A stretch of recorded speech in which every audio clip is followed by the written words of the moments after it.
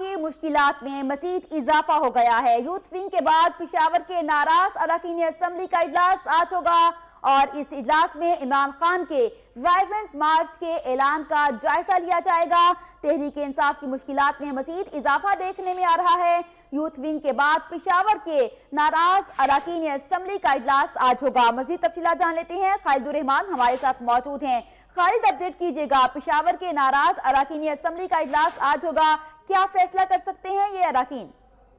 जी बिल्कुल, पाकिस्तान तहरीक इंसाफ की मुश्किलात में रोज बरोज इजाफा होता जा रहा है और जिस तरह कल उन्हें एहतजाज का सामना रहा अपने अरकान की जानिब से, तो आज वही सिलसिला जो है वो पेशावर में भी देखने में आ रहे हैं। और आज जो खैबर पख्तूनख्वा असम्बली के जो नाराज अरकान हैं और इसके साथ साथ जो पाकिस्तान तहरीक इंसाफ के जो नजरियाती कारकुन हैं, उन्होंने आज यहाँ पर रहनुमाओं का एक इजलास तलब किया है। और इस इजलास में ज़राए के मुताबिक ये बताया जा रहा है कि इस इजलास में जो गुज़िश्ता रोज इमरान खान ने रेवन मार्च का ऐलान किया है, तो उस पर भी गौर किया जाएगा कि आया वो ये लोग उस रेवन मार्च में शिरकत करेंगे, उसका हिस्सा बनेंगे या नहीं। उससे मुतल्लिक आज इसमें खत्मी फैसला किया जाएगा। और इसके साथ साथ जो सैफुल्लाह नियाजी मुस्तफी हो गए हैं, तो उससे मुतल्लिक भी इस इजलास में बातचीत की जाएगी। जी, इस इजलास में रायवन मार्च के हवाले से भी गौर किया जाएगा। शुक्रिया खालिद, आपने अपडेट किया।